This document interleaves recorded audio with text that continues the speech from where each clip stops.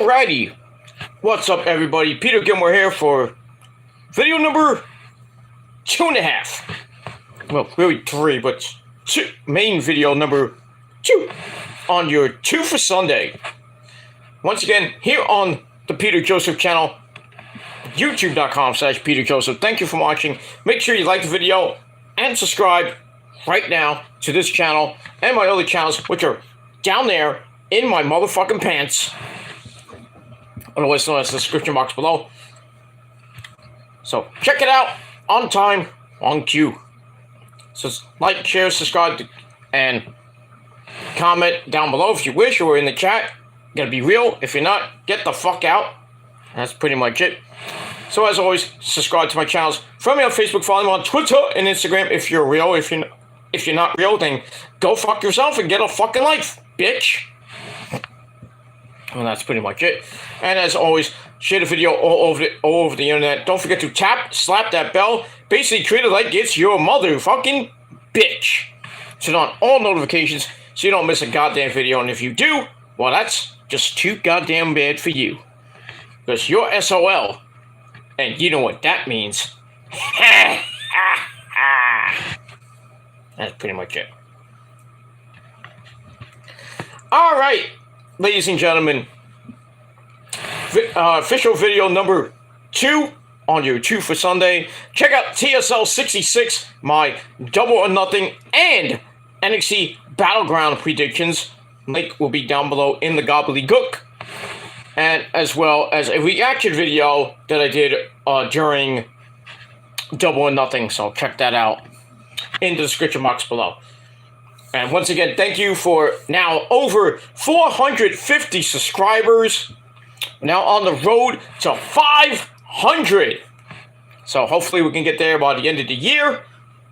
I like it to be by Thanksgiving, but you know, we'll see what happens with that. We're 49 away right now. So hopefully we'll get to 500. Either real subscribers or fake ass trolls that have no fucking lives. But thank you for the free view anyway. And that's pretty much it. So we will do that. So we will get to 500 eventually if it takes all of this year or into next year. But we will get to 500, that mighty number of 500. And we'll see what happens with that. But we'll get there. When we get there, we'll get there. We'll take our time like we've been doing for the last 13 and a half years. Almost getting there. Almost getting to 14 years. We're getting close. Not about 2.5 months, 3 months officially, but you know, we'll see what happens with that. 2.5, 3 months more to the 14th anniversary of me being on this garbage-filled website full of people that need to get out of here. I mean, I'm the only one left from the former WC. I'm the only pillar left, and I'm standing tall. And I will never leave this mighty website, except for vacation, but that's coming up pretty damn soon. Actually, I got an update on that. That's coming pretty soon. It might be in July or early August, but we'll see. We will see what happens with that. So got some things coming up next month, and really July and August are kind of open right now, so I could be on vacation pretty damn soon. But when you know, you won't know, because some of you will not know when I go. But it is what it is, and that's pretty much it. Alright, ladies and gentlemen, it's late, it's 1:38 in the morning. It is time for your late night Double or Nothing 2023, or Double or Nothing 5 review. Alright, so Double or Nothing 5 came your way from the T-Mobile Arena in Las Vegas, Nevada. And it was a pretty... well, most of the show, except for really 3 matches on the card, out of a 10-match card, 3 of them were actually good, especially the last 2 matches. Energy in the arena was crazy and explosive, if you get my drift. And the Four Pillars match for the AEW World Title, that was pretty damn good. And Adam Cole, Baby versus Chris Jericho, I thought that was pretty good. And the ending to the AEW International Championship Blackjack Battle Royal was pretty good too. So, but all in all, I thought it was a subpar, meh kind of show. I think NXT Battleground won the night because they put on a banger of a night. I mean, almost every match was a banger, except for like the tag team title match was kind of meh. But women's title match was pretty decent. World title match was good, not great, but good. North American title match was okay. I think the match of the night was Ilya Dragunov and Dijak, that last man standing match. That was barbaric. Not as great as Anarchy in the UK, Anarchy in the Arena, but it was brutal, a little bit bloody with Dragunov busted wide open and everything. So, but I think the pay-per-view of the weekend, in my eyes, I think Night of Champions was good, not great, but Double or Nothing was way better than Night of Champions, but slightly less better than NXT Battleground. I think NXT Battleground won the weekend. That's just my opinion. You might have your opinion, but we'll see what happens with that. All right, so we're done with a long-ass fuck weekend of great wrestling action. Memorial Day tomorrow, so thank you to all the men and women who served in the armed forces. Thank you for your service, sir, madam, or ma'am. So we got that. So that's tomorrow, the end of the Memorial Day weekend holiday. And we got Monday Night Raw tomorrow night, the fallout from Night of Champions, and then NXT Battleground on Tuesday night. And then Wednesday Night Dynamite coming your way, the fallout from Double or Nothing, as we now go on to Forbidden Door, which is the next major promotion pay-per-view on June 25th in Toronto. So we'll see what happens with that for AEW and New Japan. And the next major WWE pay-per-view is Money in the Bank in London, July the 1st. So we got about a month to go for all those pay-per-views coming your way. And that's it. Alright, so let's start this shindig. And like I said, check out my predictions video down below in the comments, the description box, and my reaction to a certain someone kind of breaking the streak, if you know what I mean. So check out those two videos down below. And once again, thank you for over 450 subs right now. And we will move on with that. That's it.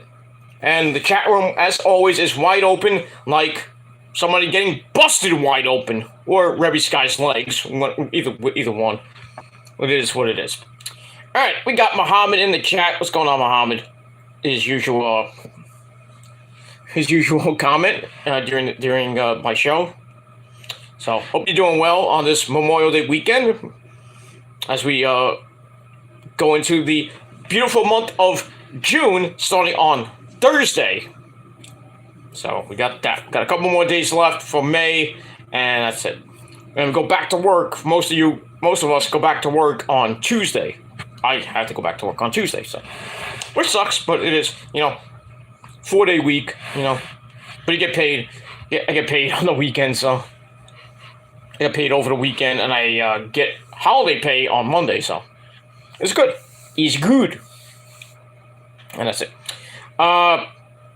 AEW Double or Nothing was somewhat exceeded expectations, and I wish that there were surprises. Well, there was a couple of surprises there, Muhammad, and you might have missed it. So a big surprise in the TBS title match. I'll get to that in a minute. Interesting ending with an Anarchy in the Arena that I didn't see coming, with a certain guy named from Japan. No, not Ibushi. I wish it was Ibushi, but that might be coming later. but we'll talk about Ibushi a little bit. But it has some surprises. The last two matches were kick ass, but most of the show was, sort of really slow. The fans were like dead for like half the show, and most of them were watching NXT Battleground, and I think the camera shows some of that. Oh, Tony Khan. But it is what it is. Alright, so let's start this shindig and let's not waste any time because I gotta go to bed and I got things to do tomorrow. I gotta do another live video early tomorrow afternoon before I actually go to my Memorial Day festivities. Go to a barbecue tomorrow, so I'm gonna do that. So I'm gonna get that the NXT Battleground video done in the early afternoon. We're not going live, but I will just recap NXT Battleground real quick. Probably like a 30-minute video. Just get it done real quick. And then I will be live again tomorrow night on the Killer Demons channel for your Monday Night Raw review. And then we're back to normal as we head into June. And that's not pretty much it. But probably in July, we're going to be going back to what I used to do, with do videos every other day or every 2 days. But we shall see what happens when we get to June and August. July and August. It's late, I'm sorry. I'm half drunk. I'm half, out of it right now, so pardon me. Alright, so AEW begins with our commentary team of a man behind the mask. That's Excalibur. Taz! And we had Tony Baloney Schiavone and good old JR. Barbecue sauce. Stone Cold. So we had that. So that was pretty, good commentary. So we start off with match number 1 of the card. And I don't know why we started with this, but okay. We started with my good friend. Well, actually, the pre-show, we had Matt and Jeff Hardy, dude! The Hardy Boys teaming up with Son for the Man. Get in here, Hook. Hook's here. So, the Hardy Boys and Hook defeated Ethan Page and the Ass Boys, Colton and Austin Gunn. So, Matt Hardy now has control of Ethan Page's contract. Let's see how that goes on Wednesday Night Dynamite this week. But it is what it is. The match was alright. Jeff with a really bad botch. I think it was ring rust because I think it was his first actual match in like a couple of years. Coming off the his rehab and all that shit. People were saying in on Twitter like, oh, Jeff should retire, this and that. I think it was ring rust. That's what I think. But yeah, the botch looked really bad. But it is what it is, and we move on. All right, so we start off with the All International Championship Blackjack Battle Royal, and we had a lot of people in this match. I mean, Orange Cassidy defending the belt against 20 other guys. All right, so starts off with Commander, who was in the match, walking around the entire ring, hitting a plancha on the firm. I don't know if he got eliminated, but I guess that would qualify for an elimination. But anyway, and so the competitors have to start on the outside and have to hit the inside of the ring, and then we can start because everybody was on the outside. So I guess that flippy dippity doo by Commander did not count as an elimination. So we finally get to start the match, and really quickly, the varsity athletes Tony Nese and Josh Woods eliminated by the Lucha Brothers, Pentagon Zero Miedo, and Rey Phoenix, or Rey Mysterio, whatever you want to call him. This guy. No, that's Osito. That's Osito. It's just a luchador. Antonito S.A., how you doing, S.A.? Ay, ay, ay, ay, ay. Okay, stop it. Anyway, so then we have Swerve Strickland, that guy's cousin, and Brian Cage on the outside, waiting to actually get into the match. They eventually do get in the match. By the way, Brian Cage, you lucky son of a bitch, impregnating your hot as fuck wife, Melissa Santos. Bastard. Bastard should have been me. But congratulations to Brian Cage and Melissa Santos, about to have baby number 2. And also, congratulations to Sammy Guevara, the Spanish God, and Ty Conti. They're expecting pretty soon. Well, not now, but soon, probably by the end of the year or early 2024, with their first baby. Wow, they got that done pretty damn quick, huh? They get engaged, then they get married early last year, and now Ty's pregnant.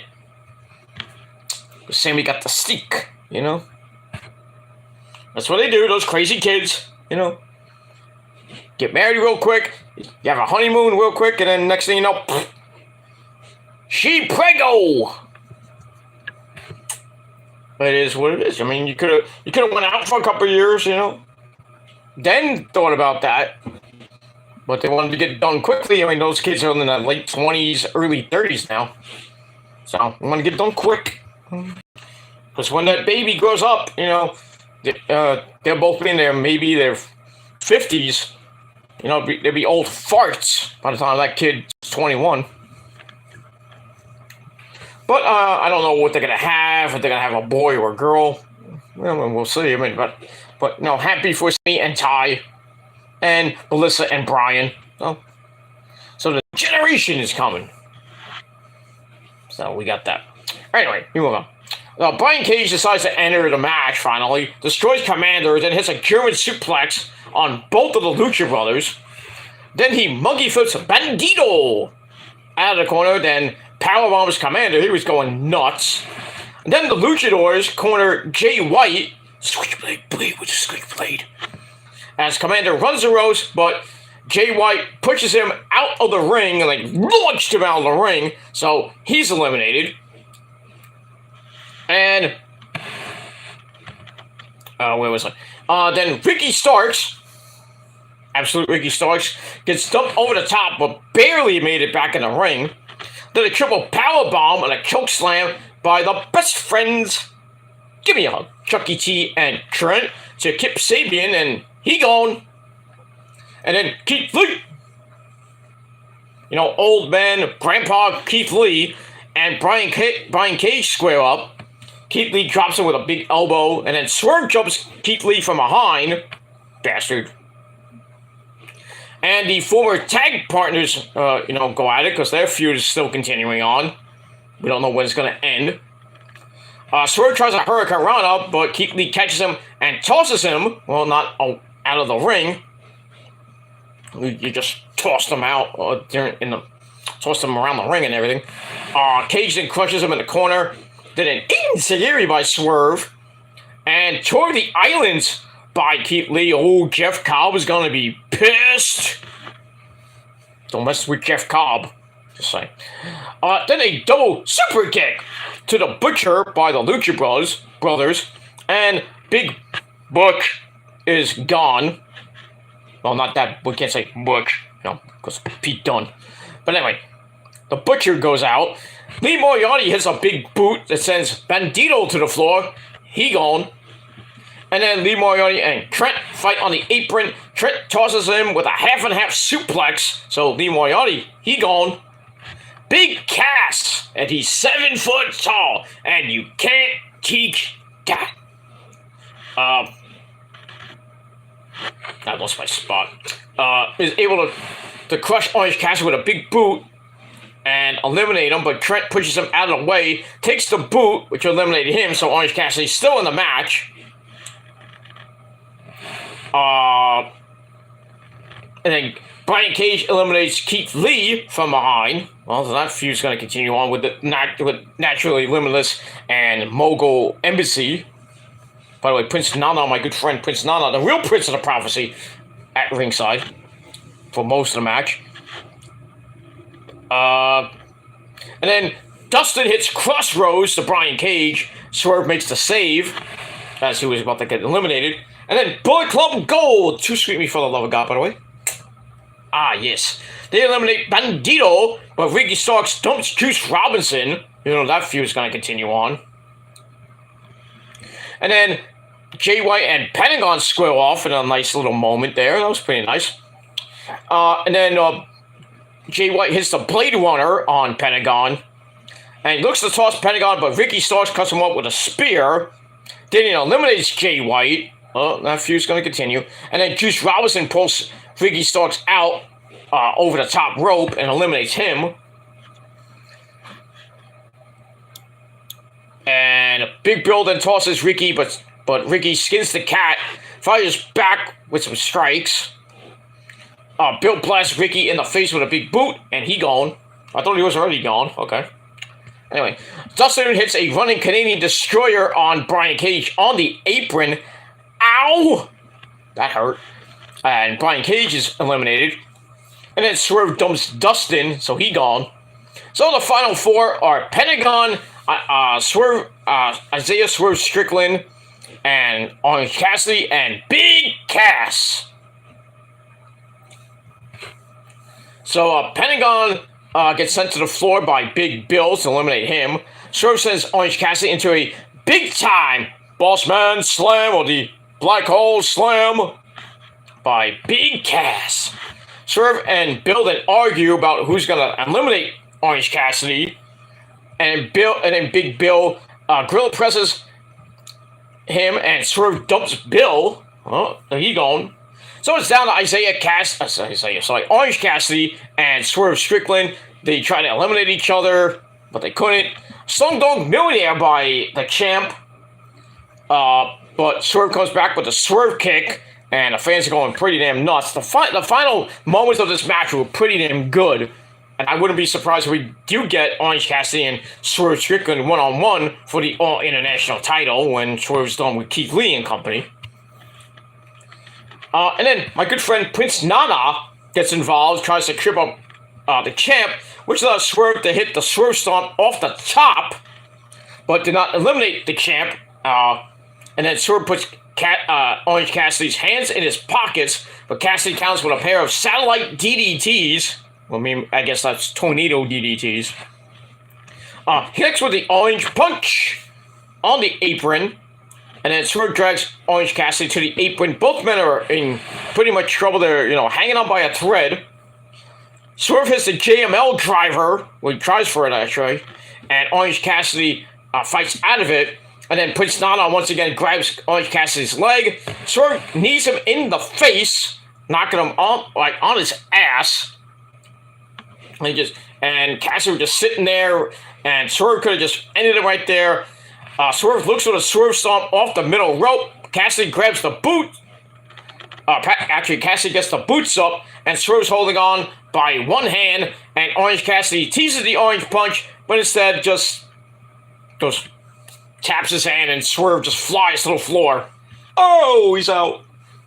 So we got that. So your winner, and still the International Champion, Orange Cassidy. Match was pretty damn good. It gave it 3.25 out of 5 stars. So Orange Cassidy, once again, somehow retains the All-International title. Who beats him? I don't know. But I would probably think Swerve, because that was a great ending to the match. I would like to see that one-on-one. But we'll have to see when we get to Dynamite on Wednesday. That's that. All right, Muhammad says, who's getting pregnant? Can someone please tell me in the chat? And thanks. Well, I'll say it again. Melissa Santos, who we all know from Lucha Underground, she's now married to Brian Cage, or she's been married to Brian Cage for a couple of years. Already has a kid with him. Now she's having a second kid with him. That goddamn sperm, gotta love it. So the milk went in and Melissa Santos is now I don't know how long she is, a couple months pregnant. But she's going to be due probably by the end of the year, early next year. And Ty Conti, if you follow Ty Conti on Twitter or Sammy Guevara on Twitter or Instagram, they put up a ultrasound picture that Ty Conti is now pregnant. So congratulations to Sammy and Ty for their very first kid coming up later this year or whenever, maybe early next year. And Melissa Santos and Brian Cage on baby number 2. So we get that. So, when Ty's ready to pop, Sammy will probably be off for a couple weeks, to be with Ty, that special time together with their baby boy or baby girl, and then Brian Cage will go off, for a week or two to be with, his hot as fuck wife, Melissa Santos, and their second baby. So to answer your question, Muhammad, Melissa Santos and Ty Conti are prego, and that's it. So you get that. So congratulations to all 4 people. That's it. All right, back to Double Nothing we go. Match number 2, unsanctioned match between Chris Jericho, who came out with the rest of the Jericho Appreciation Society, Daniel Garcia, Jake Hager, Weed, the People, and 2.0, Angelo Parker, and Daddy Magic, Matt Maynard. Did you want to know what makes Daddy Joseph's nipples hard? Well, that was yesterday with Oscar winning the belt.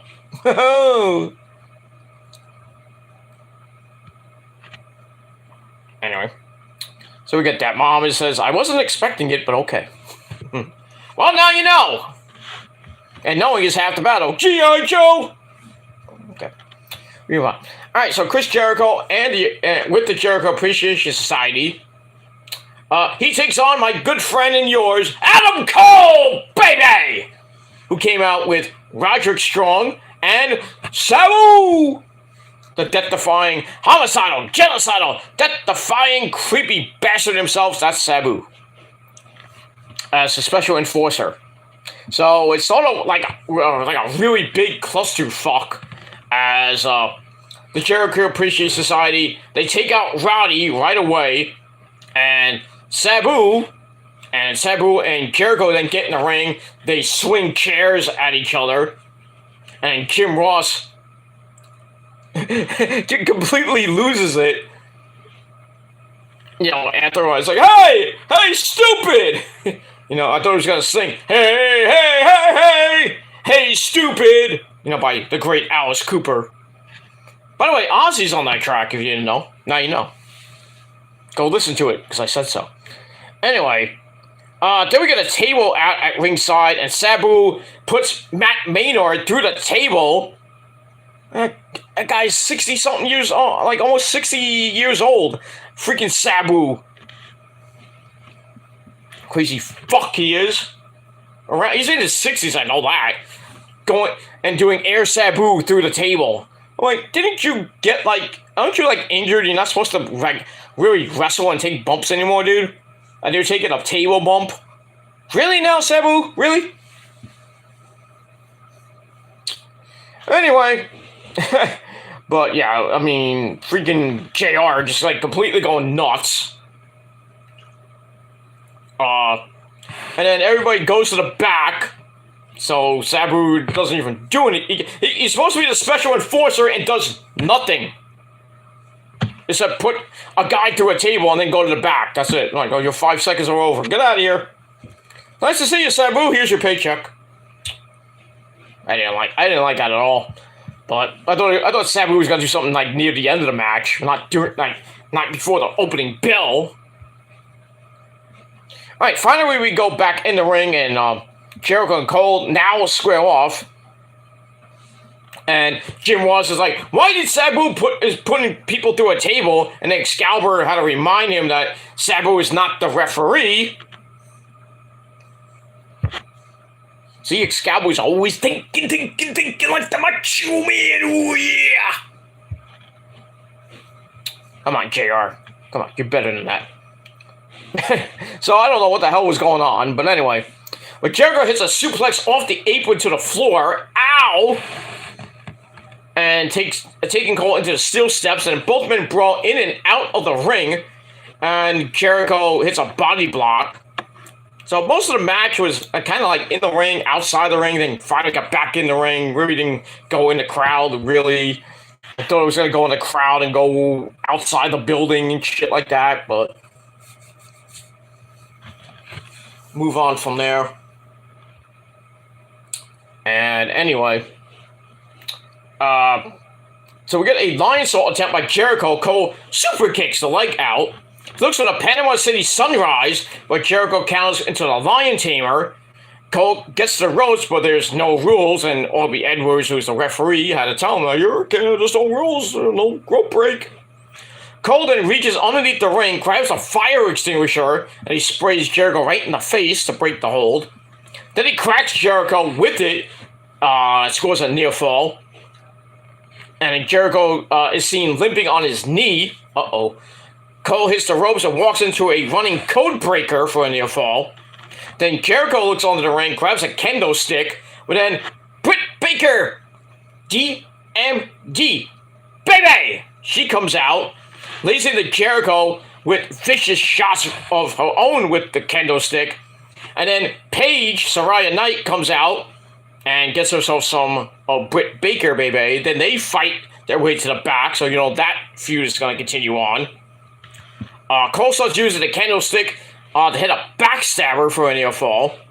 He goes up top, Jericho blasts him with a chair, and then causing Cole to fall for the top rope through a table on the floor. Oof. And Jericho then grabs a chain from underneath the ring, and like a big fucking Russian chain shit.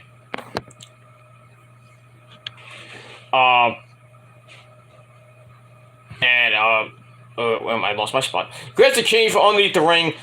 And Cole hits him in the stomach with the chain. Then he DDTs him on the chain. Ow.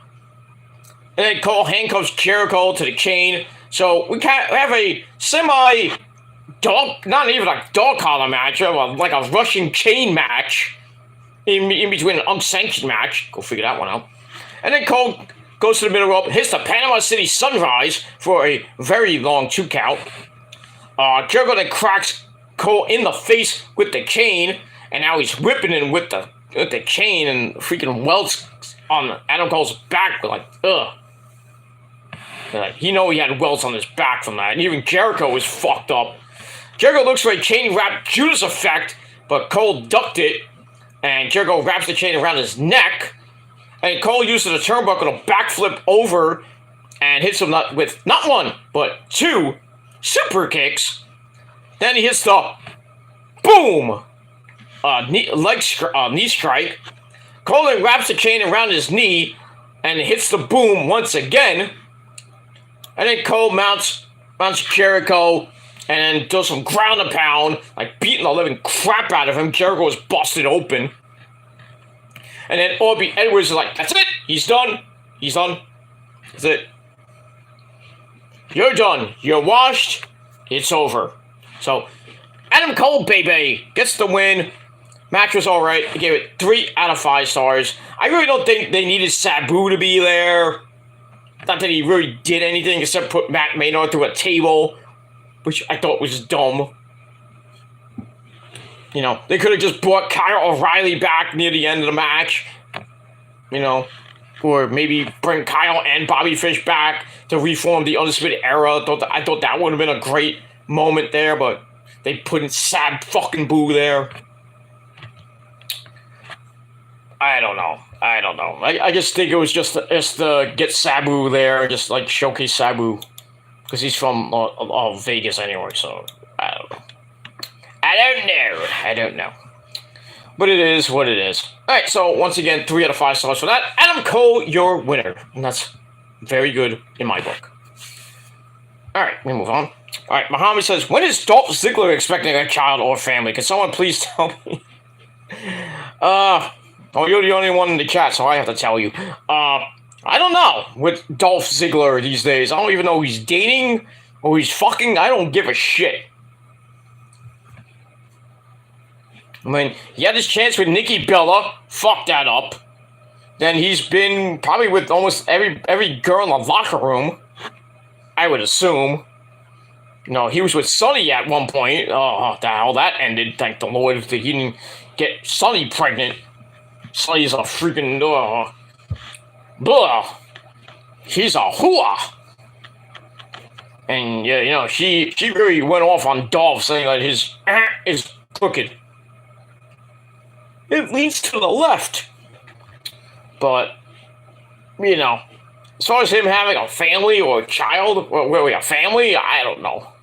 I think he's in his 40s right now, so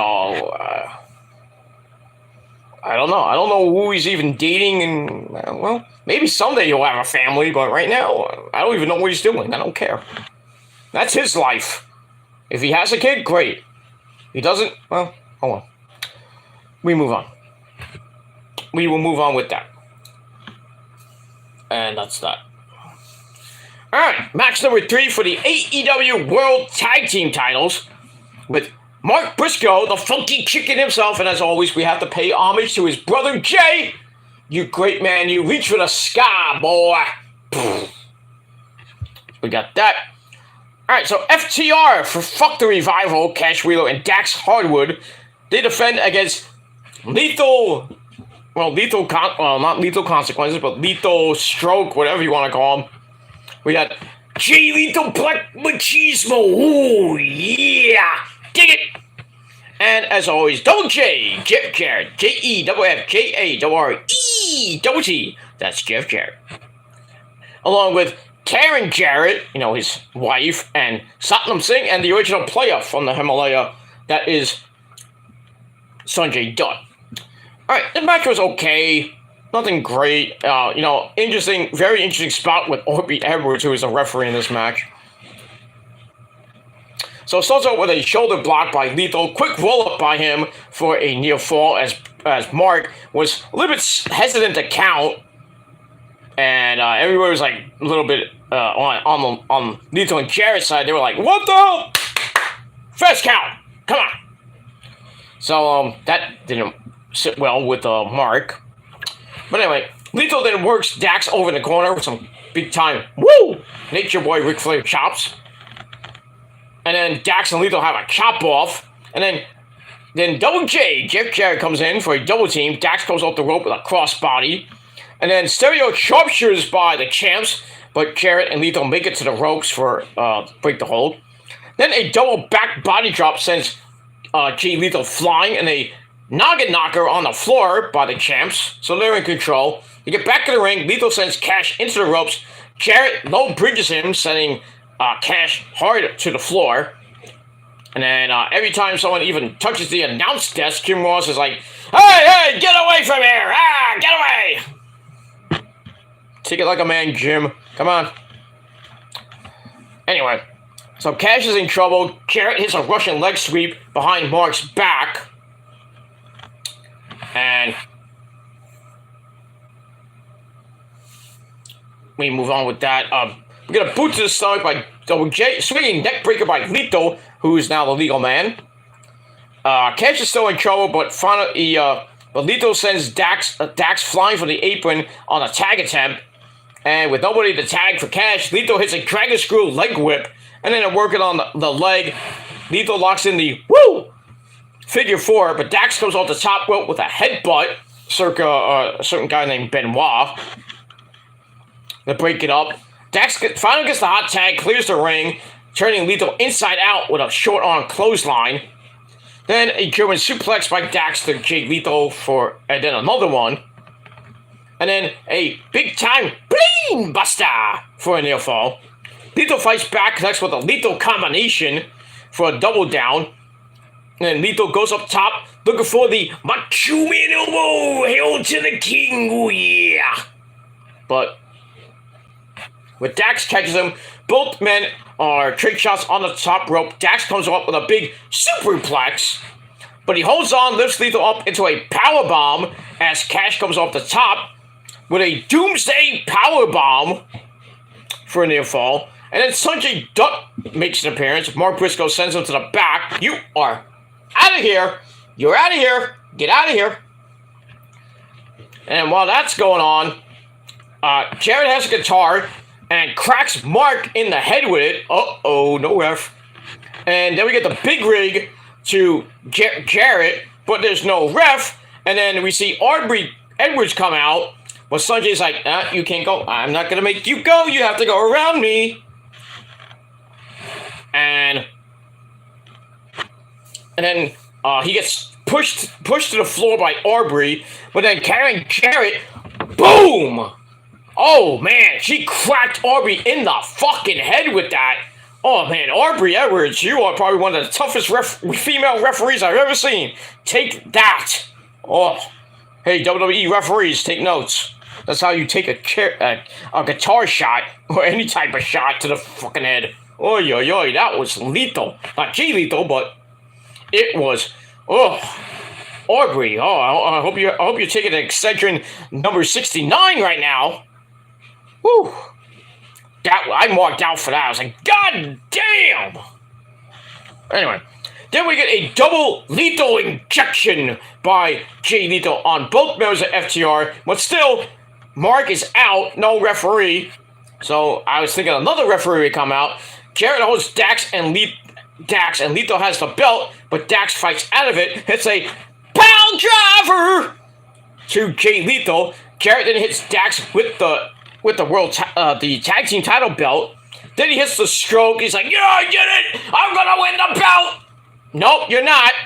Sanjay wakes up Mark, and Mark goes, 1, 2, no! A 2 count, 2.99999999995. And Jarrett's all pissed off with Mark, starts berating him in the corner, and then Mark's like, motherfucker! Smacked him right in the fucking face, because he deserves it. Well, actually, Jarrett slapped him in the face.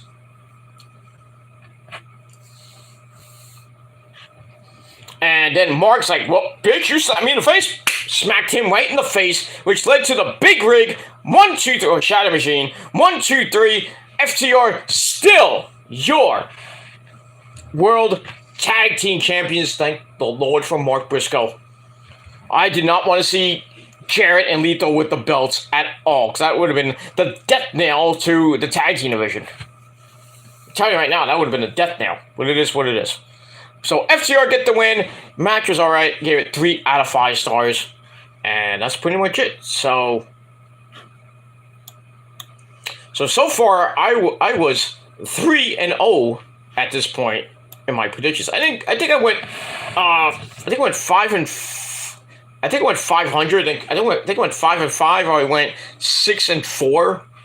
I think not too bad, but it is what it is, and that's that.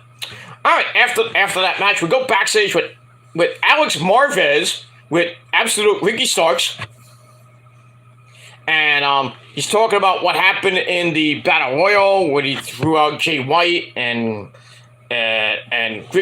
Juice Robinson, but then Juice and Jay White once again jump him in the back like they did the last couple weeks, but then FTR sprint all the way from the ring to the back to make the save. So I don't know if there's going to be a 6-man tag team match there, or FTR is not going to start a feud with Bullet Club Gold for the tag belts. Well, we'll see what happens on Wednesday night Dynamite. So that's that. So I give that 2.5 out of 5 stars, and we move on. Alright, match number 4. Ladder match for the AEW TNT belt. We had Wardlow, taking on Christian, who came out with Luchasaurus. This match was a little bit brutal. It was pretty good.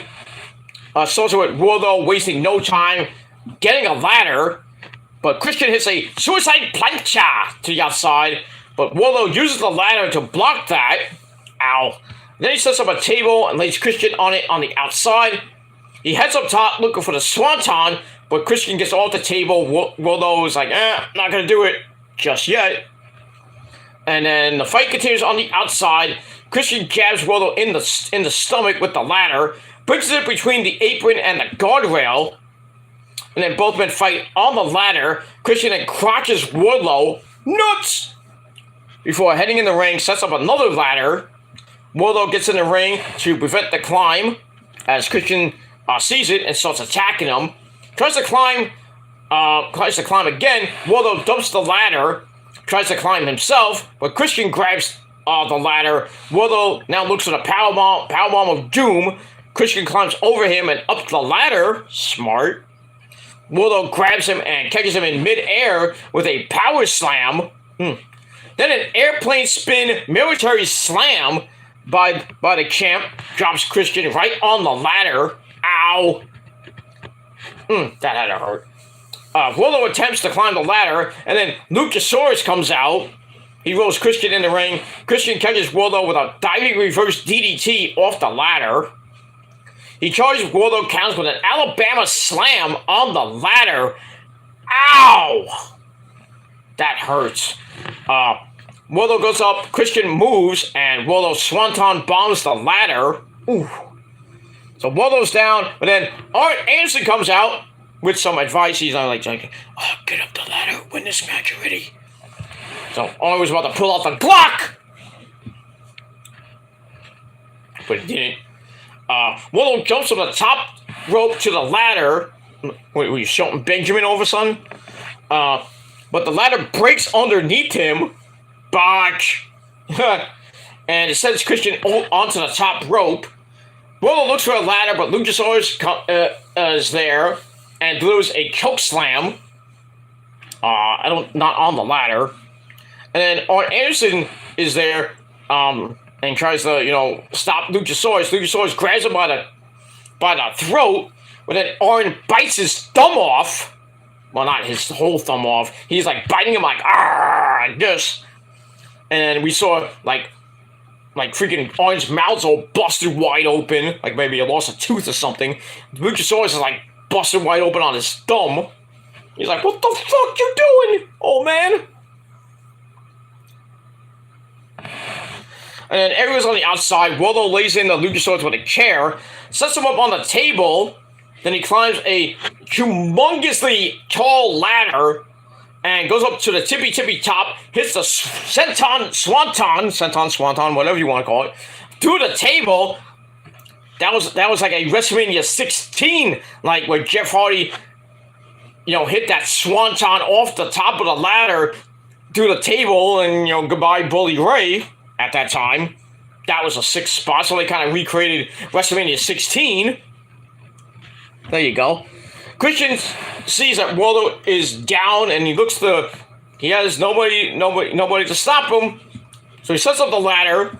He climbs up, but Arn Anderson's back in, and he tips the ladder. Christian falls right into the waiting arms of Wardlow, who hits a powerbomb, laying out Christian, and then Wardlow goes up the ladder and retrieves the title. So Wardlow still your AEW TNT champion. Another win for me. Barry Horowitz myself on that. 4-0 in my predictions, and that's pretty much it. So I was doing pretty damn good for a little while. Until our next match, and we'll get that. So I gave that the ladder match 3.25 out of 5 stars, and that's it. All right, then we cool down with the women's title match between Jamie Hayter against Toni Storm of the Outcast. As Toni comes out, we don't see her, and then Ruby Soho and Saraya Knight have beaten her up in the back from the locker room all the way to the ramp. Storm dropkicks the injured shoulder into the steel steps. Match finally starts, and clearly Jamie Hayter is in a whole lot of trouble. She's basically SOL, and you know what that means.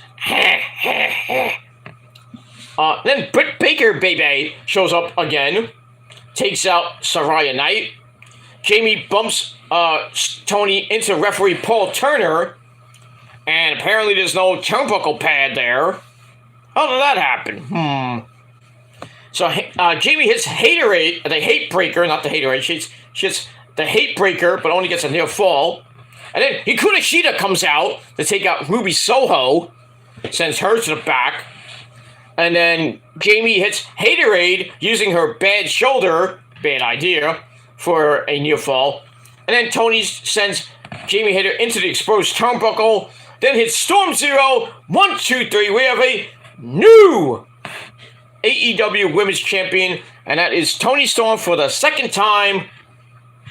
I didn't like how it started as a clusterfuck and then ended with Toni Storm using the freaking exposed turnbuckle. And, you know, I'd rather have Toni win clean, not with Saraya and Ruby's help, or with Hikaru Shida and Britt Baker coming out to cause more clusterfuckery. But anyway, Toni Storm gets the win. She's the two-time AEW Women's Champion, and we'll see what happens with her this Wednesday night on the program. I do see probably a rematch coming, and maybe Jamie gets the belt back, or Toni holds the belt until either Saraya or Ruby turn on her. But it feels like every time we see the Outcast in a match, it's like the same thing every fucking week. Like either Saraya gets involved with the spray paint, or Ruby gets involved, spray paint, win. It's ridiculous. So they kind of went with the injury angle, and Jamie, couldn't win. The same thing with Bianca with the mist from Asuka. So they did basically that, and that's pretty much it. And we move on with that. All right, so I gave the match 2.25 out of 5 stars. Clearly not the greatest match in the world, and that's pretty much it. All right, match number 6. That's my first loss of the night. All right, match number 6, and here comes loss number 2 on the night. Open house rules for the Trios title. We had the House of Black, Malachi Black, Brody King, and Buddy Matthews. They had an open challenge, and who should take them up on the challenge? It was the Acclaimed, Max Caster, Anthony Bowens, and Daddy Ass, Billy Gunn. And don't forget, ladies, Sesame Mommy Ass. So we get all that. So it was an okay match. Buddy Matthews, it's also Anthony Bowens and Malachi Black. And then Buddy Matthews comes in, straight armbar on Bowens. And then up and over, Kitano Crusher by Bowens, dropkick to the face. Then Max Caster comes in with a back suplex on the apron, to Buddy Matthews. And then Max Caster is now in the ring, runs into a big boot by Malachi Black. And we didn't get a dealer's choice for some odd reason. I think the Acclaim didn't want that. So we got the other 2 rules, 20 count and I guess Lucha Libre style rules or something like that. Anyway, what's like? Big lariat by Brody King. Bowens gets the tag, and it's Sesame Timbers to Malachi Black. But Black catches the ankle, locks in a straight ankle lock. Buddy Matthews then takes out Max Caster on the outside. Brody King runs Daddy Ass into the ring steps. So the House of Black in control, and as always, Julia Hart, Miss Maria Brink 2.0 in the flesh. She's out there. She didn't have the hat like Maria Brink would wear in a Sick Like Me video. She had a different kind of hat, but she had the nails and everything. I was like, oh my god, I'm watching a Sick Like Me video. Especially when the lights went out and then the music hits and then that big backdrop comes down. I was like, damn, am I at an In This Moment concert or a wrestling match? I digress. Anyway, Bowens barely fights his way out, counts with a Ushigoroshi, and both men are now Bowens' knee is in really bad shape, and Malachi knocks in an ankle lock again. Buddy Matthews then comes off the top rope with Meteora to a trapped Anthony Bowens. And then Malachi works over the knee some more, but Bowens is able to hit a super kick, but gets cut off by Malachi Black again. So they're working on Bowens. Bowens eventually there's a little moment in the match where Taz with the line of the night, it's like a bathtub falling on you when Brody King cut off Bowens and hits a senton. Because he's fat! This son of a bitch is fucking fat. I'm incomplete. Scott, calm down. Calm down. Anyway. And Brody is basically beating the living crap out of Bowens with chops and a big cannonball in the corner. They go for Dante's Inferno, but Bowens gets free. Low bridges Brody King. Then tosses Buddy Matthews over the top. Finally gets the hot tag to Daddy Ass. What? No. Brody King pulls Daddy Ass off the apron, throws him into the guardrail. And then Bowens with an enziguri, but Buddy Matthews comes off the top, eats an anti-air super kick, whatever that is. And then Daddy Ass is back on the apron. He finally gets the hot tag. The crowd, which has been dead since the beginning of the night, finally is like, yay, Daddy Ass! So he comes in, cleans house, and hits a tilt-a-roll slam on Buddy Matthews, then a sleeper suplex, or the one and only, remember that move back in the day?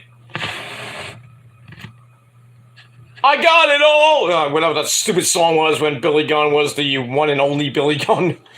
Oh. But, I think his best theme is, I'm an asshole! I love to love him! I love to kick him! I love to whatever! That song. Mr. Ass, Billy Gunn. He's an asshole! Anyway, move on. So yeah, the crowd finally wakes up as Daddy Ass clears the ring, hits a tilt-a-roll slam on Buddy Matthews, sleeper suplex on Malachi Black. Then a chop by Brody, and Daddy Ass says, "Fuck you, motherfucker!" Hits the Famouser. Buddy Matthews tries to get in the ring, but eats a Famouser through the middle rope. But that was the downfall of Daddy Ass. He turns right into the Black Mass. Woo! Knocked his old 58-year-old ass out. 1, 2, 3. The House of Black retain the Trios Championship. Match is alright here at 3 out of 5 stars. So wasn't looking good. I was going at it 4-0, but then I lost with Jamie Hayter. As Toni Storm won the AEW Women's title, and then I lost with the Acclaim because I thought they were going to win the Trios belts, but no, not yet. So that's pretty much it, and we move on with that. All right, Muhammad says, scissors me. I don't go that way. But, yeah, there you go. Not like that. I'm not gay. I have a wife, so... And she's a woman, so she's a hot piece of ash. But Muhammad, you can scissor Toni Storm, okay? There you go. I'll give you Toni Storm, okay? And that's pretty much it. All right, move on. Match number 7 for the AEW TBS title. We had the champ, that bitch show, Jade Cargill, 59-0, putting her streak on the line against Taya Valkyrie again. In their second match.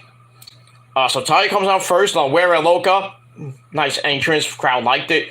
Jade's entrance, wow! I don't know who was rapping, but she came out. I thought it was either Cardi B or I thought it was Nicki Minaj for a second, but no, Nicki Minaj is a little bit bigger. Not fat, but her ass is fat. But wasn't Nicki Minaj. I guess it was some local rapper that Jade knows.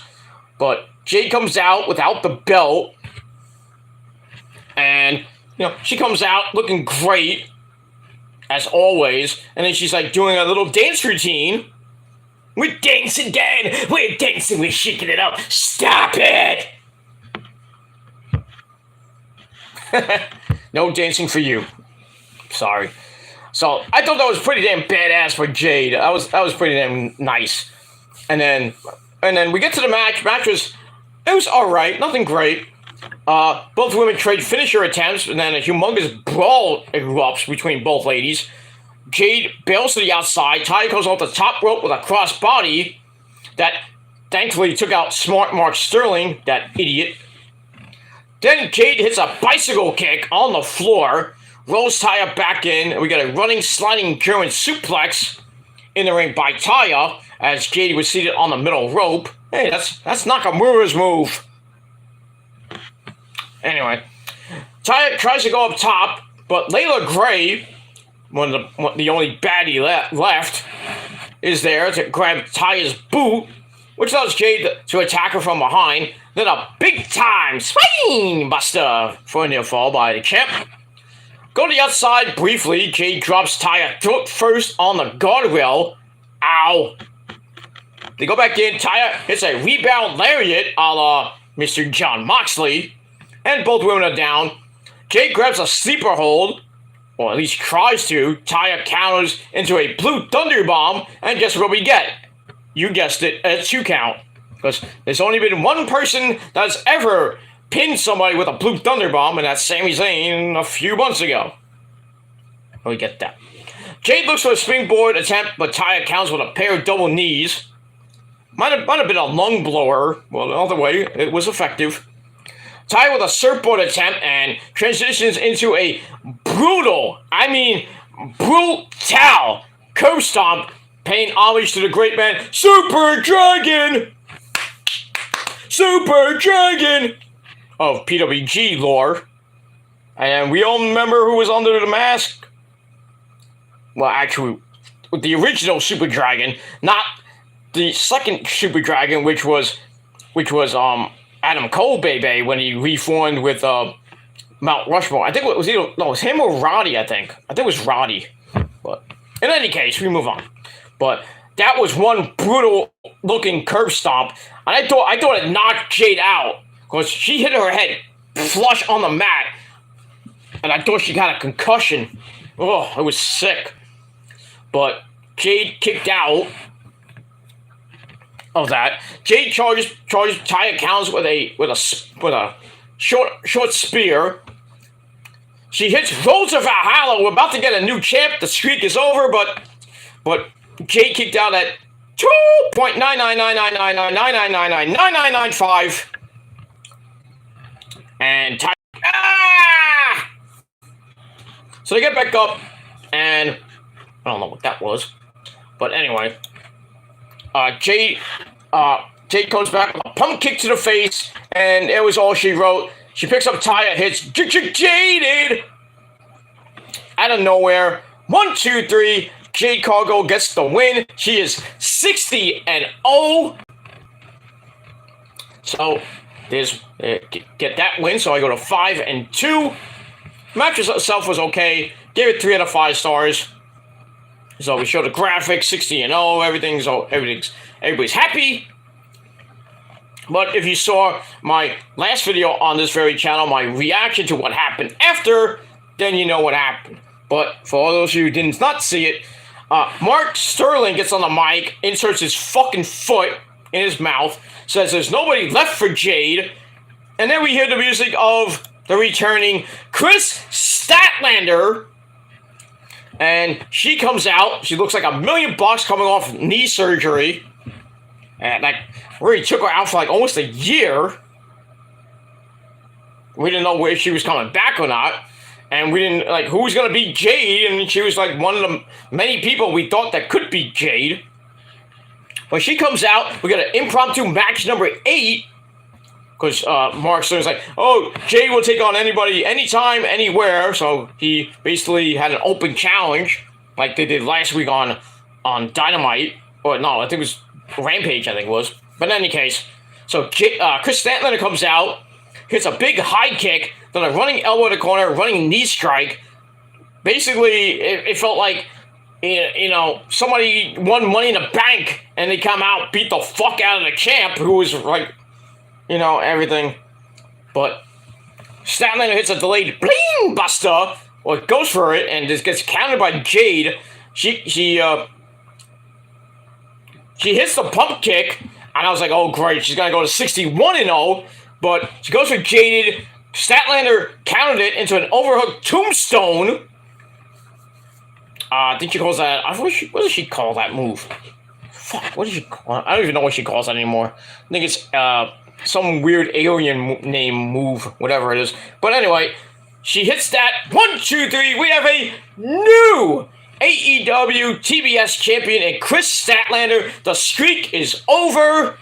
Though I would have saved that maybe for either Battle of the Belt 7 or what I really would have done is have Jade go all the way to All in Wembley, lose to somebody at maybe Paige or Saraya Knight at the Wembley show for All In. That's where it would have ended the streak. But, you know, it felt like...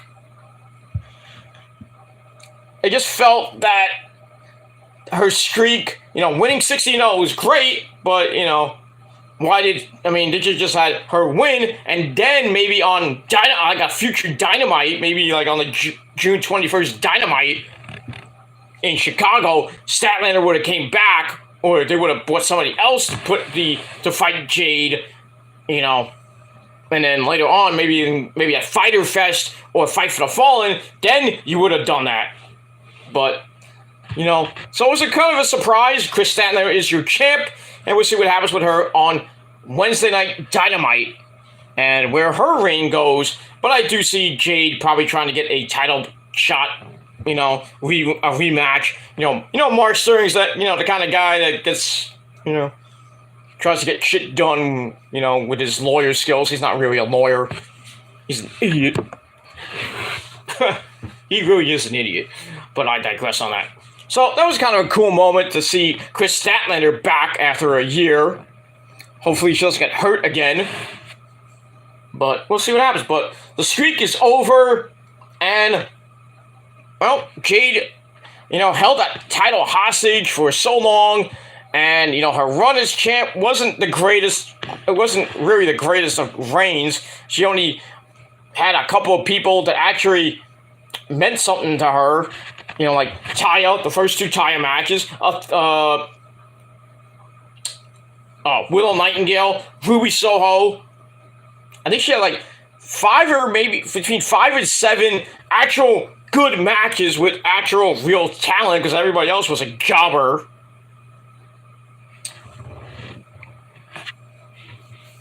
And we get all that. So what do you want to do? What do you want to do? It is what it is, and that's it. So I gave the original match with Taya 3 out of 5 stars. The impromptu match with Chris Statlander, I gave 2.25 out of 5 stars, and that's pretty much it. So there's your surprise of the night. Well, one of your surprises, and that's pretty much it. All right, Muhammad says Toni Storm is a fine woman. Well, yeah, she is. Lucky Juice Robinson. That's all I gotta say about that. Juice is tapping that sweet Aussie ass. Bastard. Should have been me, but it is what it is, and that's it. Alright, I got my good buddy TK from the XWF. Where you been, dude? What's going on, dude? Gilly, I hope you... Well, I'm not Gilly anymore, but you can call me Gilly anyway. Gilly, I hope you're doing well. TK, out. I'm doing pretty damn good. You know, up and down year this year. So far, the first almost 6 months have been, you know, up and down. You know, took a couple of lumps and, you know, but everything's starting to get back on the up and up. And I'm hopefully going to have a great summer. I'm going to be going on vacation, hopefully by July or August, you know. And, yeah, going to enjoy the rest of the summer coming up. And then go into the fall, you know, things are, you know, picking up. Job is doing good. Everything so far is good. You know, my health's been, you know, up and down. You know, my back is still kind of bleh, you know, but, you know, my medical insurance is fucking me over with physical therapy, and I actually gotta call my physical therapist on Tuesday and see what the hell is going on. And I might have to call my medical insurance. It's like, hey, what's going on? Why can't I go to my physical therapist anymore? stupidity that they're not giving me enough sessions to go, and they're supposedly covering 10. I'm supposed to get really 12, but they're covering 10, and now I'm not getting 10, which is crazy. I ain't paying no fucking $30 a fucking visit. Fuck that shit. We should have universal health care where you don't have to pay a goddamn cent. But it is what it is. Speaking of that, I heard that the debt ceiling, they got a deal done, supposedly. I was reading on CNN that there was a deal done, or there might be a deal done by Tuesday. We'll see. Because they have till June the 5th, which is next Monday, to get something done, or we're in big fucking trouble. People on Medicaid, goodbye. Veteran status, goodbye. They're gonna fuck over everybody, and we're in big fucking trouble. But looks like there might be a deal struck right now. I'm not sure yet, but we shall see what happens with there.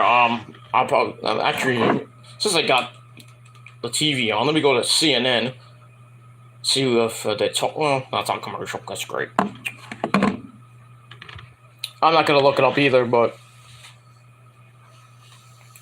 we'll see what happens with that, and all that other good shit within the world, in the United States of America.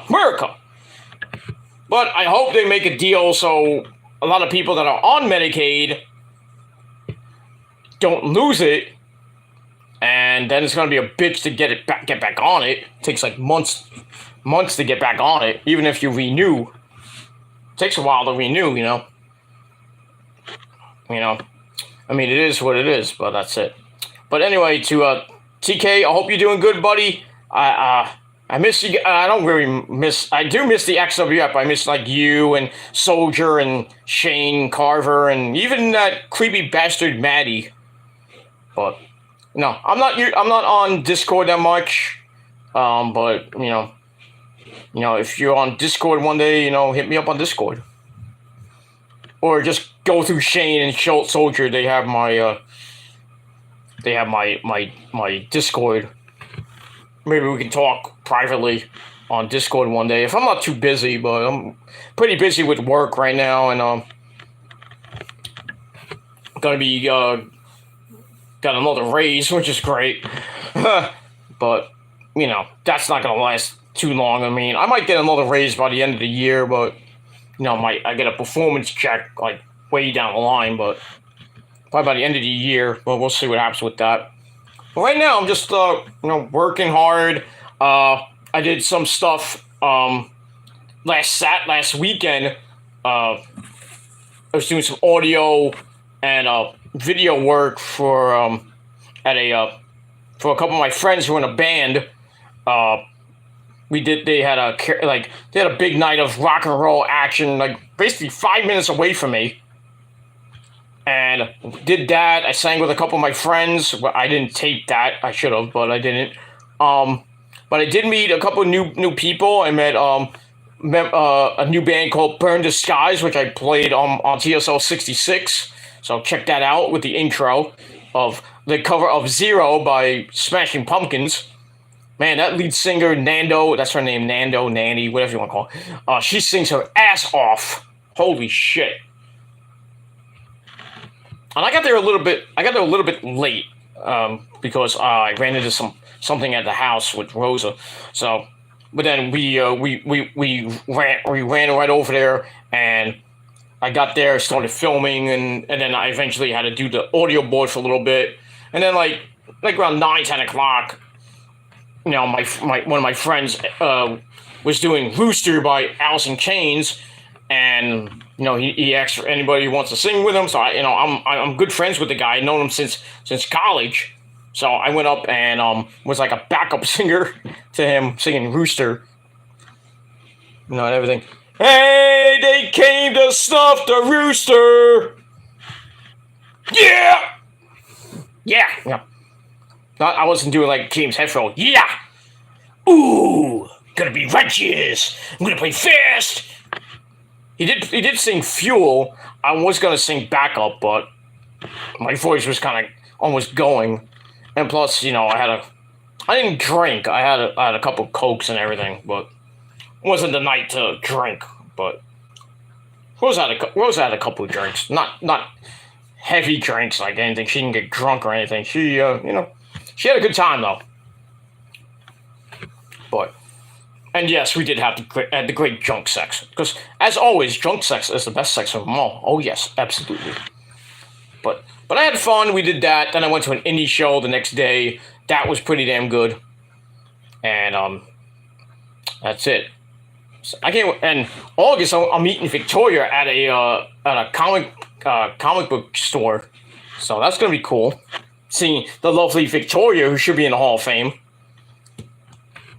So gonna meet the lovely Tara Victoria in middle of August. So we got that. Anyway, and yeah, fireworks are going off again. 2:30 last night, fireworks are going on outside my house at the park. Now I just heard a little boom. 2:49 in the morning. I mean, it is Memorial Day, and fireworks have been going off most of this weekend. The Brooklyn Cyclones had fireworks the last couple of nights. I could barely hear it because I live way far away from Coney Island, so. But my mom doesn't like it, because it scares her. Her dog. She doesn't like it. She starts screaming like, "Hey, stop it again!" I can only imagine what July 4th is gonna be like at my parents' house, because the fireworks gonna be going off all freaking day and all freaking night into overnight. She's not gonna get any sleep at all because the dog's gonna be scared to death. Hopefully nothing bad happens to the dog, man. God forbid. And her dog, Teddy, is such a cutie patootie, but he's old. He's getting to that point where I don't know, I think he's like 10 or 11 years old. My cat, the great Zuzu, the wrestling cat Zuzu is 10 years old. Right, you old fart? Right, Zuzu? Zuzu? You want to come up and say hi to your fans? You just want to lay down? Huh? Okay, you want to lay down? Okay. Yeah, Zuzu is, she's doing okay. Starting to get to that point where she's not eating so much again. I don't know why. I give her food, she'll eat a little bit of it, and then she'll go lay down for like a couple hours. And then I get up, I go in the kitchen, maybe to grab a soda or grab something to eat, and then she hears me in the kitchen, or Rosa in the kitchen, and she's like, meow, meow. I'm like, what? I just fed you. Why don't you go eat? So I have to give her some. I have to give her some treats. She'll eat the treats, and then me and Rosa go to bed, and then by the time we get up, the food that we had left out, she eats. So I don't know. Maybe she's a little bit sick. I don't think anything bad about it, but might be the weather too. I don't know. It's getting warm. Well, right now it's 60 degrees outside. In here it's like 80. So I might put the fan on later. I don't know. But right now it's pretty nice outside. Yeah, you might be able to hear the booms outside. Somebody's hitting. I guess shooting off M80s. I guess I don't know where. Maybe in the park. 3 o'clock in the morning they're doing that. It's not. I mean, it's not July 4th. It's not freaking Labor Day weekend, and it's not New Year's Eve. So they get started early around my area. It's crazy. I can expect more tomorrow because it's Memorial Day. So, and then from here on out, like every so often, when I do a video, I might hear freaking pyro going off, and I'm not even coming out. And I'm not even dressed to go to the ring. But it is what it is, and that's that. All right, let's get back to that. So, but TK, I hope you're doing good, buddy. Never say never. If you need some guy in an E-Fed, never say never. But I'm not going back to that crappy Fed run by 2 fucking pedophiles. And you can tell them I said that too. I don't give a shit. What are they gonna do? What are you gonna do? Come after me?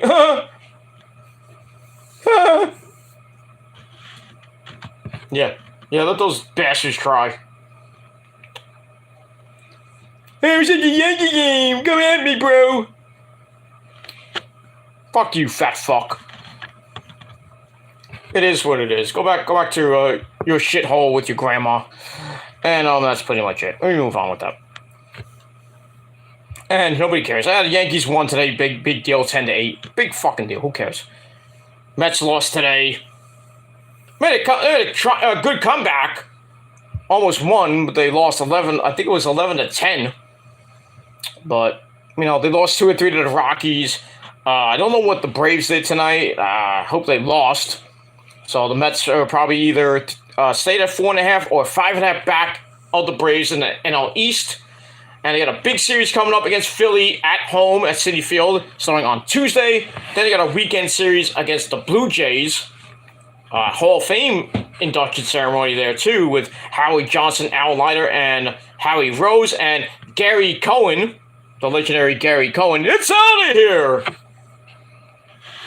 Can't wait for that. That's this Saturday, actually. So, that should be good with that. Alright, Muhammad's back, and he says, I love Saraya. I wish that she was single. I hope that happens. I really do. Well, if she gets rid of Ronnie Radke, who she loves in the whole wide world, I think it's way better than the boyfriend she used to have, like Brad Maddox and that idiot Alberto Del Rio. But, that was when she was in her 20s and everything. She was a wild child in her 20s. She got with the wrong crowd. She did all her porn shit with Xavier Woods. Don't get rated R like your boy, Xavier Woods. No. But now she's hit 30. She's now in her, starting her 30s right now. And she's been with Ronnie Radke for, I believe, a year or two. And she's been the happiest I ever seen her. I remember when I first saw her Twitch channel, she had Ronnie on, and they're going completely nuts and, having fun and everything. She looked like the more happy than she was when she was in WWE. But she's happy right now with Ronnie. I would probably assume they might get married. I mean, they're young kids. Ronnie's in that big band Falling in Reverse. And she's happy, so I'm happy for Saraya. And I met her mom. Her mom is like, she's a doll. I don't know how old she is. She probably has like 50, 60 years old, but I still fuck her. I mean, I met her, I don't know what year. I think it was like 4 or 5 years ago, I think, when the movie came out. Fighting with My Family, or whatever the name of it was. The Paige movie that came out. And supposedly Paige wants to have a sequel to it, but a more darker version, like a rated R version, showing her, tumultuous time in WWE, and then her getting involved with Brad Maddox and Alberto Del Rio. So probably going to be a lot of sex in that movie. But it's under the WWE banner, and it's under, The Rock. The Rock kind of produced and directed it and was in it. So I don't know if The Rock wants to do something like that, but you never know. You never know, but now, I mean, I don't know if WWE Films might want that, but we'll see. I would love to have a second movie to show, the dark side of Paige, and then her triumphant return to the ring and everything, and happier times, going to AEW and everything. I would love to see that, but I don't know if we're going to get that, but we'll see. But as far as you are trying to get with Paige, good luck with that. Anyway, I heard that Darren Young, Fred Rozier, has a crush on Toni Storm. I didn't know that. Well, no, Darren Young's gay. Why would he have a crush on? Well, yeah, you could have a crush on her, but you can't get with her unless you want to be bisexual.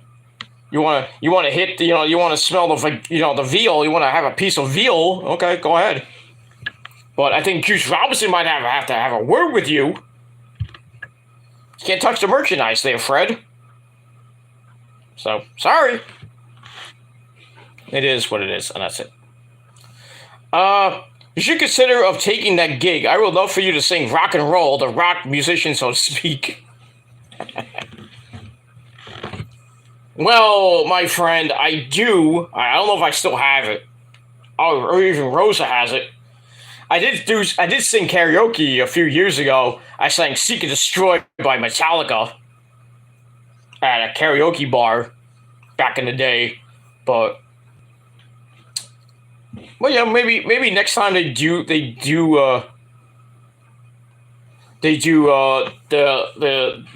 benefit show. I think it was a benefit show that was headed by one of the members of Burn the Skies at the bar.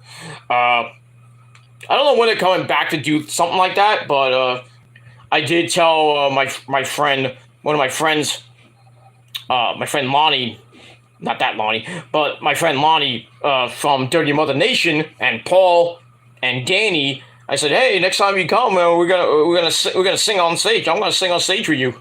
So never say never. Next time they come, whatever that might be, it might be in the fall or the winter. Hopefully not the winter, but maybe later this year, maybe we'll get something like that. Or maybe if I can get the missus to come with me to Atlantic City, we'll go to the karaoke bar. Maybe I can. Well, I'll get copyrighted for the song I sing, because when I put up those songs by Burn the Sky and I'll put up a snippet of Freebird. I got copyright claimed on that, but the video's still up there because I didn't get a strike. But in any case, then I got my friend Lonnie sang "Unglued" by Stone Temple Pilots. I tried to get Rooster, but the camera quality came out really bad, and I hated it, so I deleted it off my phone.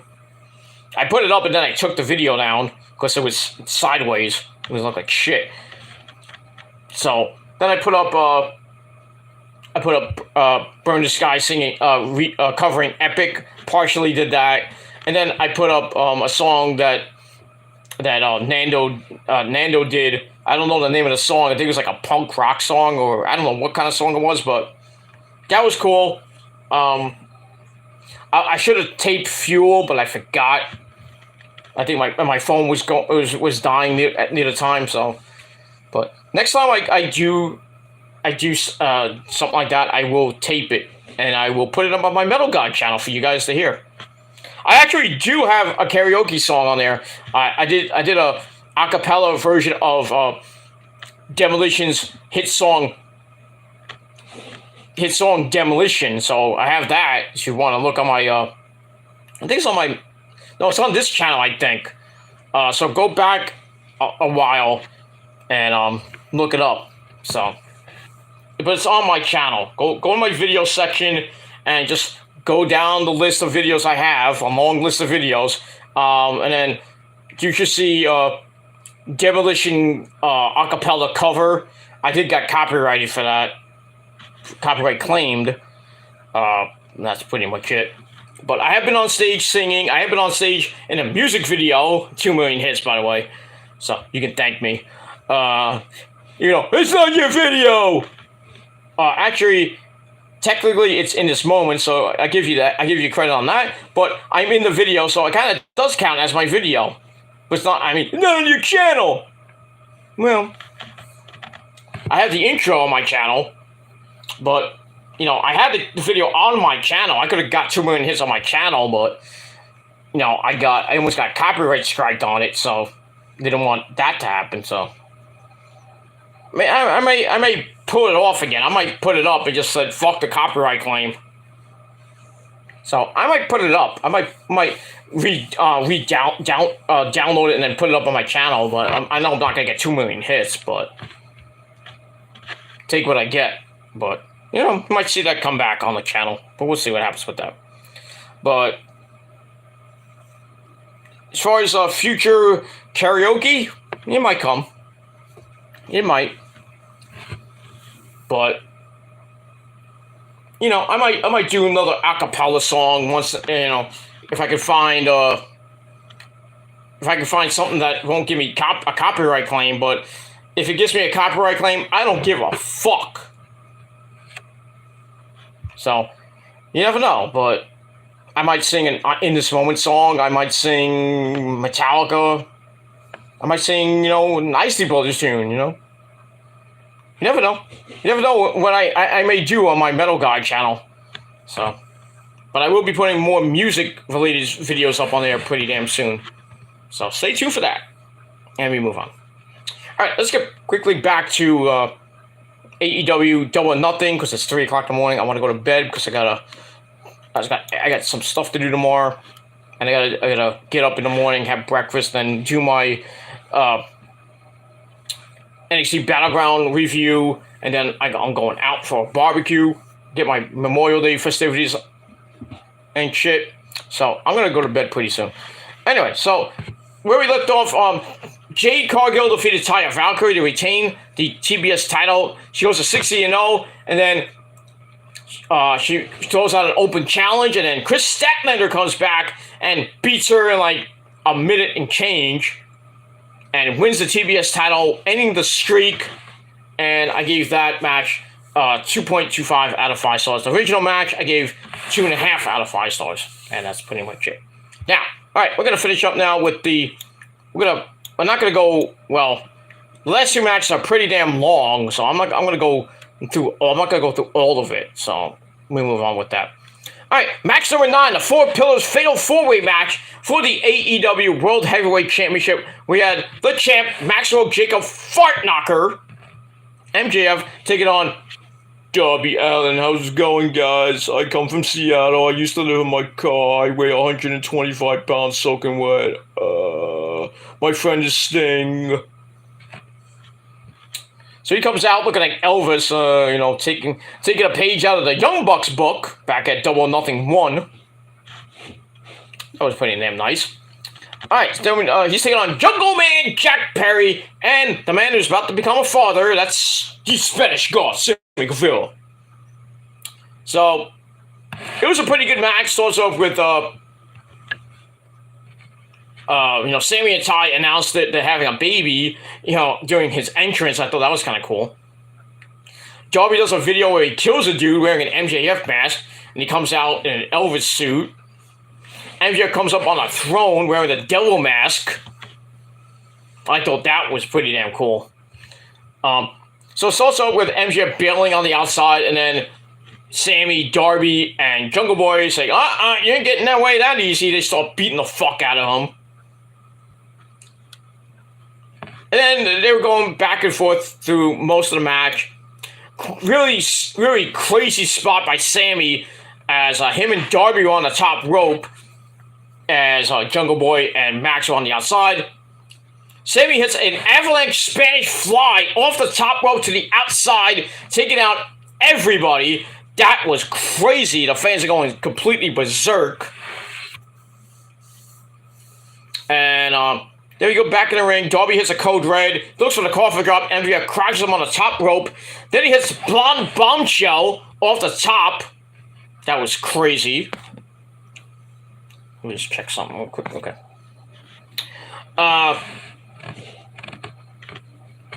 And then Jungle Boy comes in, tries to pin everyone, but cannot do it. And then Sammy Guevara hits a Gilmore Kata! Bang! On Jack Perry. Done a low blow by Maxwell Jacob Fartknocker to Sammy's testicles. Oh, there goes baby number 2. That quick. MJ grabs the Dynamite Diamond ring. Darby hits him in the back with a skateboard. Hits the coffin drop. Tries to go for the headlock takeover to win, but Jungle Boy Jack Perry just broke it up in the nick of time. Darby's pissed off, and then they start a hockey fight. I think, by the way, speaking of hockey, I think it's the Vegas Knights and the Florida Panthers about to start this coming Saturday, the Stanley Cup Finals. But that's nice. Tomorrow we got the Celtics and the Heat, Game 7. Oh man, I'm still in shock over Game 6. Wow, I think the Celtics are gonna do it tomorrow. I think they're going to be the first NBA team in history to come back from a 3-0 deficit to win the series and go to the NBA Finals, where they're probably losing 6 to Denver. But you never know. If they win the title, I really don't give two shits. That people are like, hey, Gil, hey, Peter, the Celtics won the title. Who gives a fuck? Big deal, they won. Congratulations to them. Am I supposed to be impressed? No, I don't care. I don't care. At least they're not the Boston Bruins. But I digress. And we move on. Alright, so, where was I? So Jack has a title belt, and Darby is about to get up. Jack looks like, he's like, I don't know what to do with the belt. The fan's like, hit him with the belt, you idiot! And then Jack's like, fuck this! Throws the belt down, and the fan's like, boo! And Darby locks in a seatbelt for a near fall, as Sammy just broke it up. We get a running knee by Sammy to Darby, go to hell to Jack Perry, and Darby dumps Sammy to the outside, comes off the top rope with a coffin drop, but MJF puts the title on Jack, and Darby cracks his head on it. Ow. Darby is knocked completely out, and then MJF picked him up and takes him over with a headlock takeover. 1, 2, 3. Really shitty way to end the match, but as predicted, MJF picks up the win and retains the All Elite Wrestling World Heavyweight Championship. And then he goes up the ramp and he's like, I'm getting tired of this. I'm bored. Yeah, when you face Adam Cole, baby, at All In, then you'll be in for a rough night. Fuck you, MJF. That's all I gotta say about that. Match itself was great. I gave it 4.25 out of 5 stars. It was very good. I liked it. And then we move on with that. Then we go to the main event of the evening, Anarchy in the Arena. We had the Blackpool Cup Club, Claudio Castagnoli, the Ring of Honor champion, Bryan Danielson, yes, Jon Moxley, and the man who doesn't have many friends, and that's Wheeler Yuta. They take on the elite of the Cowboy, Hangman Adam Page, doing some crazy cowboy shit. We had the Young Bucks, Matt and Nick Jackson, and as always, Kenny by God Omega, and also Don Callis came out with by himself and joined commentary. He's like, "Oh, what am I supposed to do here?" You know. So the Elite come out to carry on my wayward son, you know. And the Elite come out to some Max Gibb singing Wild Thing, and he's in blackface. I thought that was stupid.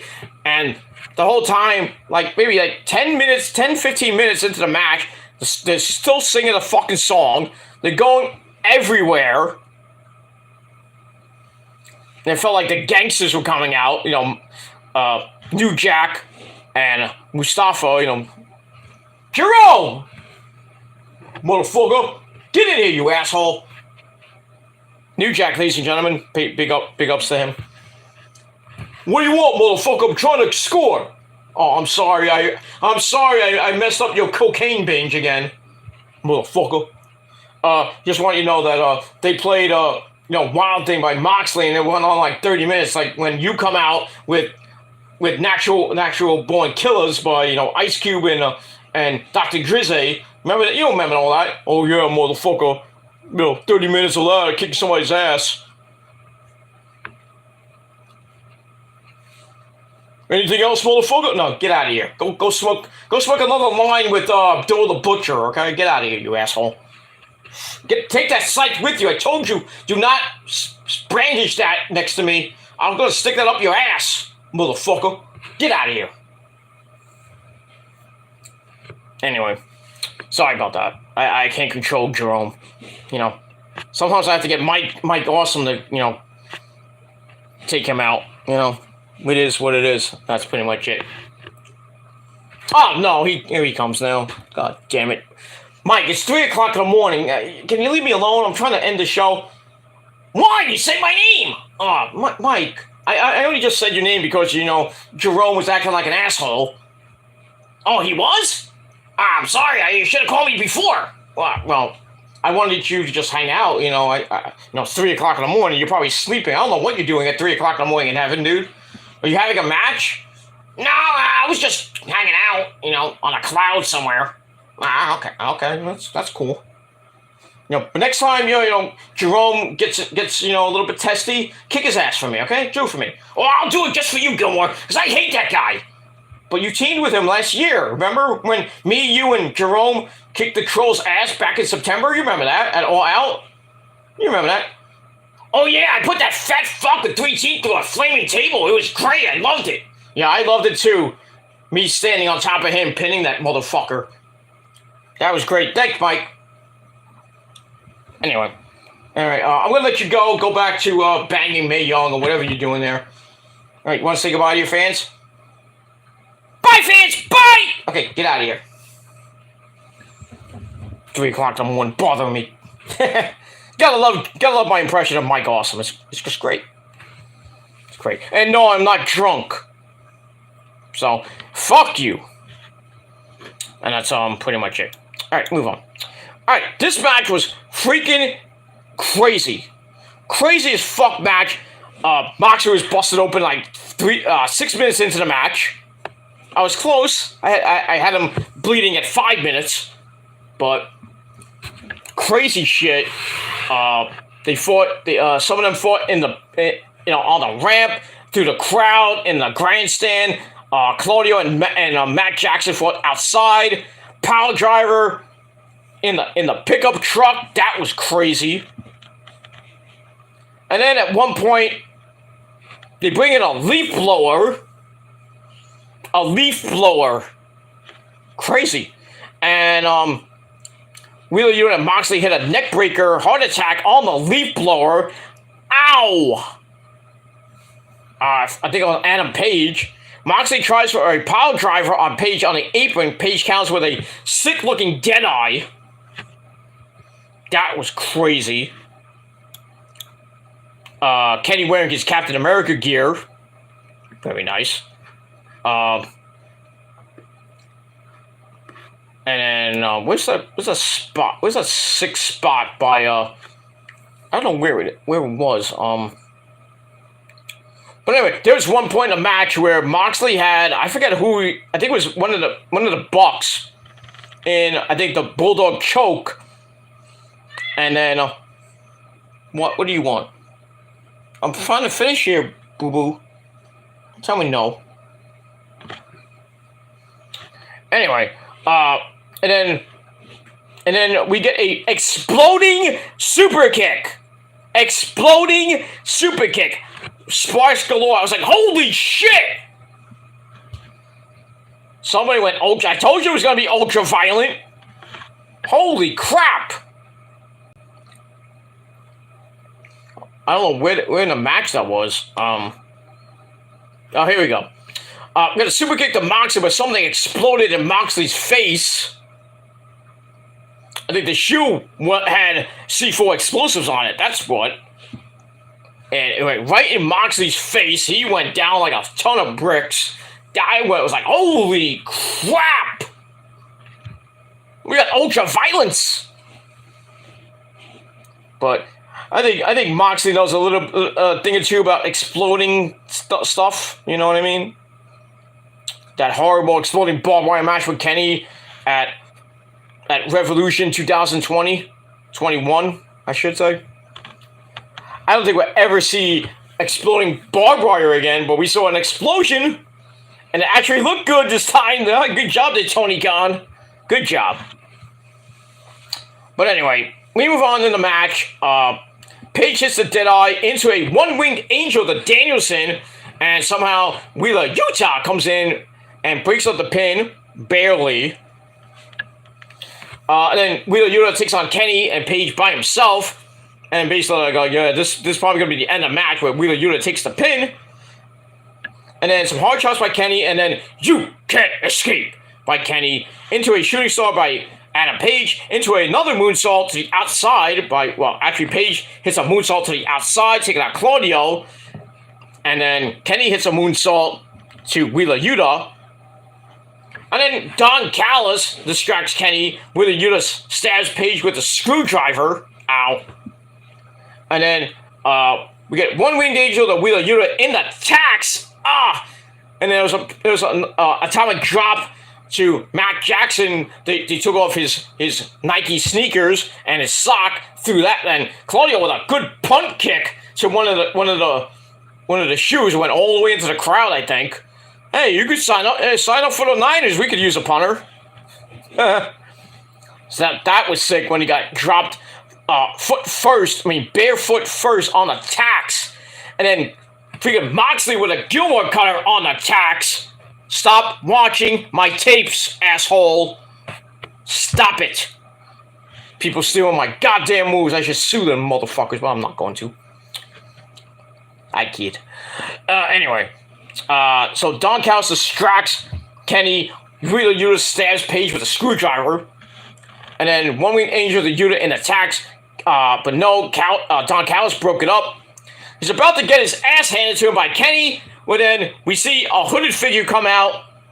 And he beats up Kenny. He takes off his mask. And it's Kosuke Takeshita, or take a shit off.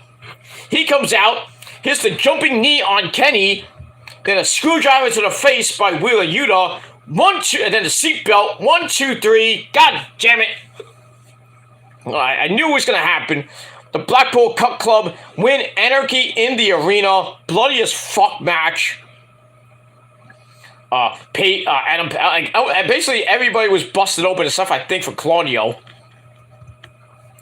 And I think Matt Jackson wasn't busted open, but very violent. That super kick explosion was crazy. The leap blower, that was crazy. So the whole entire match was fucking crazy as shit. But I gave this match 4.5 out of 5 stars. And the Blackpool Cup Club win. And Takeshita looks like Kosuke Takeshita has now joined up with the Blackpool Cup Club, so they are even stronger as now a 5-man unit. So we get that. So that's that, and that ends the pay-per-view. But after the pay-per-view, Callis is strangling Omega with his belt, and the Blackpool Cup Club stand over really an unconscious Kenny as Claudio puts Wheeler Yuta on his shoulders to end the show. So there you go. So AEW Double or Nothing, I thought it was a pretty good show, and I gave it 7.25 out of 10 stars for the night. Let me know what you guys think of the show down below in the comments section. And that's pretty much it. Don't forget to subscribe to the channel. Let's start our road to 500 subscribers. And that's pretty much it for that. Also, what was not shown after the pay-per-view went off the air, Kenny got on the mic. He says, "I might have 1 or 2 special friends that might be helping out." Well, one of them, it could be Mr. Kota Ibushi, and the other one, I have no clue. I mean, who's friends with Kenny? You can't say Adam Cole because he's not friends with Kenny. People say Shota Umino. Why? I don't know why Shota Umino would be in this thing. I know Kota Ibushi definitely will be. And that's gonna lead. This whole thing is leading to Blood and Guts 3. And I don't know when that's gonna be. I would put that on the June 21st show in Chicago. Or they're gonna wait till maybe Fighter Fest or Fight for the Fallen. I believe that's coming up in either next month or in July. That's what I would do, Blood and Guts 3. So I don't know if there's going to be 1 or 2 of them. The women might do it, with Jamie Hayter and company, with the Outcast, and, well, they need 2 more people, and then Britt Baker and company need 2 more people, but I wouldn't put Rio and Willow Nightingale in there, or Sky Blue, but I don't know if there's going to be a women's Blood and Guts match, but I do see the Elite and the Blackpool Cup Club 5-on-5 inside the double cage. And it's going to be barbaric, bloody as fuck again. I wouldn't be surprised if somebody goes off the top of the cage. Or through the top of the cage to their doom. Or, like I said, off the cage or through the cage. Who knows? And we'll see what happens with that. And, yeah, so that's where it's leading to. So the final end to the Blackpool Cup Club Elite feud will end in Blood and Guts 3. I do see the Elite getting the win in there. I do see Kota Ibushi or maybe somebody else joining up with Kenny and taking out the Blackpool Cup Club in the double cage. And that'll be it for that. And then they'll go to separate ways, hopefully. And then we'll get new feuds. And then we'll see what happens with that. But it's coming up probably in the next month or two. So get ready for that. And that's it. But once again, pretty damn good pay-per-view for Double or Nothing 2023. Started off really slow. But 3 out of the 11 matches... 10 matches, I should say. 3 out of the 10 matches were pretty good. Adam Cole and Chris Jericho, I thought was pretty good. Not as great as it could have been, but still good. And then the matches of the night, the Four Pillars Fatal 4-Way match, that was pretty damn brutal and sick. And then Anarchy in the Arena was just top-notch, brutal, and clearly the match of the night. As I said, 4.5 out of 5 stars. Anarchy in the... The Four Pillars match, I gave 4.25 out of 5 stars, and Jericho and Adam Cole, baby, in that unsanctioned match, I gave 3.5 out of 5 stars, and that's pretty much it. So, like I said, leave me your thoughts and opinions down below in the comments section. What do you guys think of the show? And that's pretty much it. So, I will be back tomorrow afternoon, early tomorrow afternoon, before I actually have to go off for my festivities for Memorial Day, and I'll give you a really brief rundown of NXT Battleground and the matches that happened. New champs with Tiffany Stratton, baby. Oh yeah, Daddy, I did it, Daddy. I'm gonna use your credit card. I'm gonna buy a Maserati. That's nice. That's nice, Sunshine. You did good. You did your daddy proud. So Tiffany Stratton had a Tiffany Epiphany, and she is the new NXT Women's Champion. Carmelo Hayes retained in a pretty good match with Braun Breaker. 6 spear in midair. Almost killed Carmelo, but somehow he won the match. Match of the night, clearly, Ilya Dragunov and Dominic Dijak in that last man standing match. Brutal. Ilya Dragunov busted wide open. Crazy match. Wesley retained the North American title. The Gallus brothers retained over the Creed brothers. What else am I missing? I think that's it. I might be missing one. No, the NXT title, North American title was on the line, tag title, and a women's title. Yeah, I think I'm right. I might be missing one, and if I do, I'll talk about it tomorrow. But I will be talking a little bit in length tomorrow with my review for NXT Battleground, and then later on tomorrow night, your Monday Night Raw review. For that, we got the women's Fatal 4-Way Faking Tag Team titles on the line. We'll see what happens with that. I think Shayna Baszler and Ronda Rousey will win the women's tag team belts. We'll see what happens with that. And the fallout from Night of Champions on Monday Night Raw tomorrow night. And then on Friday night, we got, well, Roman's 1,006-day reign. He's at 1,002 as of this recording. So, on Friday, he will hit 1,006 days as champ. His big celebration, but I don't think it's going to be a great celebration because Roman, got the super kick heard around the world by Jimmy, and now Jimmy thinks he's the tribal chief when he's really not. And I think Friday night, we're going to see the death of Jimmy Uso because Roman is pissed. And Jey Uso is kind of in the middle where he goes. I think he'll join Jimmy eventually. And Roman would be really just with him and Solo. And then Solo, in turn, by the end of the year, will probably turn on Roman. And then win the Royal Rumble, face Roman at WrestleMania. And then we'll see if it ends with Solo. I don't think it will. People saying it's going to end with Jey, maybe at SummerSlam. I doubt that. I think we'll see Jimmy versus Roman at Money in the Bank. Then maybe Jey versus Roman at SummerSlam. But I think Roman will beat them and go 3 years as champ in early September, or late September, early October. And then continue on his long reign. And he's going to pass Pedro Morales in about 25 days, about 4 weeks away from that. So another month away. So by Money in the Bank, he'll break Pedro Morales' record for number 4 on the list. He's still got to get the Hogan's 3-year reign at 1,200 and change. Probably will beat that.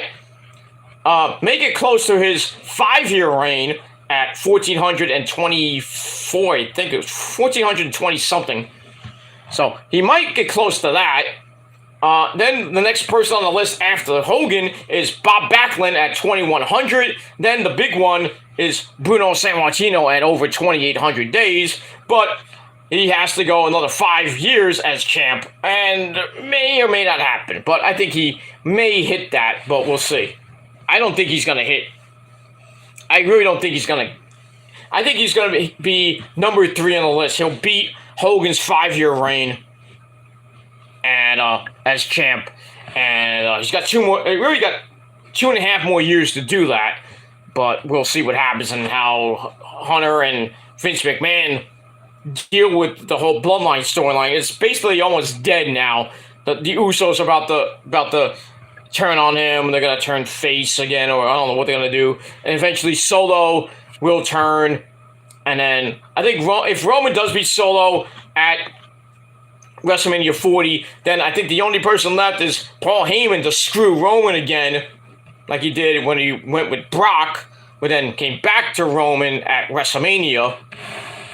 I was 38, so we'll have to see what happens with the whole Bloodline storyline. It could end by WrestleMania 40. It might not end at all with Roman's long as fuck reign. I don't know how long it's gonna last.